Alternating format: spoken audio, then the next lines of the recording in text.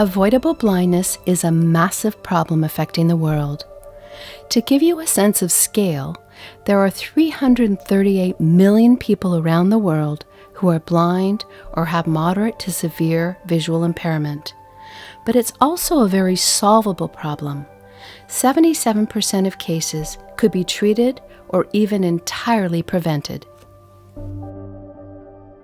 Orbis is on a mission to end avoidable blindness. Our very first big idea, the one we were founded on, was this. What if we put a hospital on an airplane, recruited expert volunteer ophthalmologists, and brought training projects to the most remote corners of the globe? If we train local practitioners how to diagnose and treat blinding conditions, and that they trained others in their community, and so on, could we end avoidable blindness together? Each time a person's sight is restored, new possibilities open up. Multiply that by the hundreds of millions of people who are needlessly blind or visually impaired, whose sight can be saved. And we're talking about unleashing human potential on an enormous scale. We're talking about a massive sea change. Orbis is leading that change right now. We on the Microsoft Flight Simulator team wanted to find a way to support this mission. Using an airplane to bring a hospital and classroom to remote places with the goal of treating and preventing blindness, that's inspiring. And it's a great example of how aviation makes a profound impact on the lives of people around the world. The Flying Eye Hospital, which is a fully accredited teaching hospital, conducts training projects around the globe.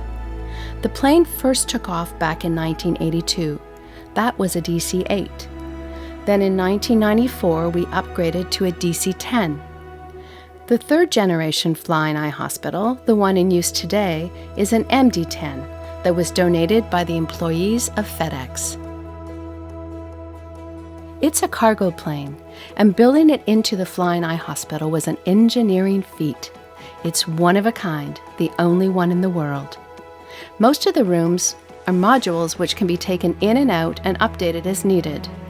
The operating room is just above the wing, which helps to keep it stable. It takes a lot of customized equipment to transform the plane into a hospital when it's on the ground, including modified power generators, a water purification system, filtration, and air conditioning systems. All of this is stored in the plane's hold along with all of the biomedical equipment. When the plane lands, the team hooks everything up and the hospital can run entirely on its own without relying on local power or resources. We thought there has to be a way to raise awareness for Orbis and the fight for avoidable blindness by using the Microsoft Flight Simulator platform.